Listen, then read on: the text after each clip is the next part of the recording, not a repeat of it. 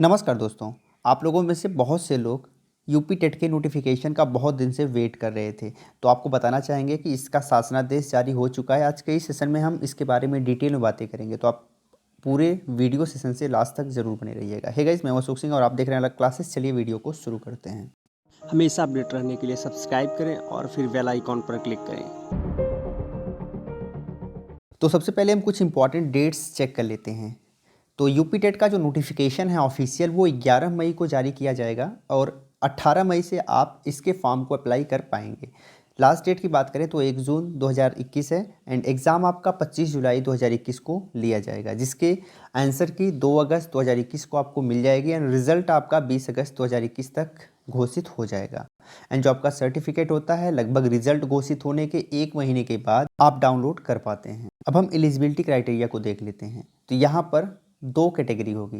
पहला, अगर आप प्राइमरी के टीचर बनना चाहते हैं उनके लिए, और सेकंड, अगर आप अपर प्राइमरी के टीचर बनना चाहते हैं उनके लिए। तो सपोज़ करिए आप प्राइमरी के टीचर बनना चाहते हैं, यानी क्लास 1 से क्लास 5 तक आप पढ़ाना चाहते हैं, तो उसके लिए एटलीस्ट आपके पास ग्रेजुएशन होना चाहिए।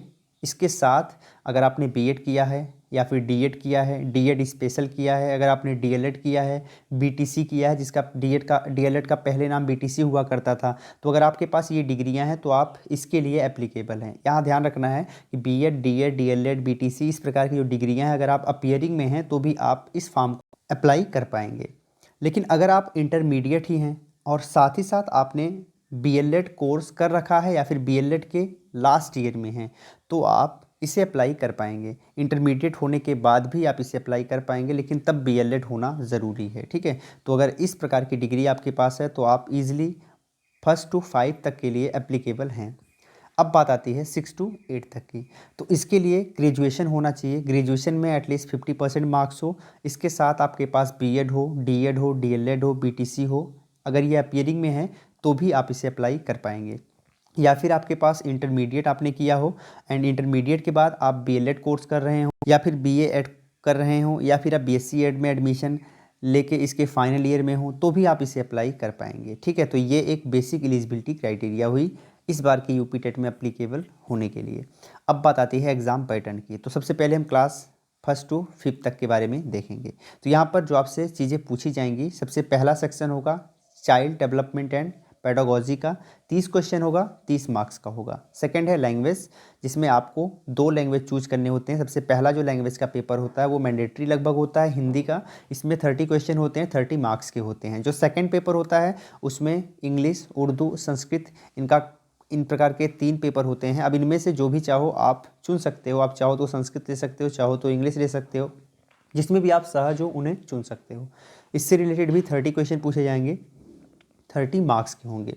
इसके अलावा मैथमेटिक्स है, 30 क्वेश्चन होंगे, 30 मार्क्स के होंगे। एंड लास्ट है इन्वायरमेंटल स्टडीज़, 30 क्वेश्चन होंगे, 30 मार्क्स के होंगे।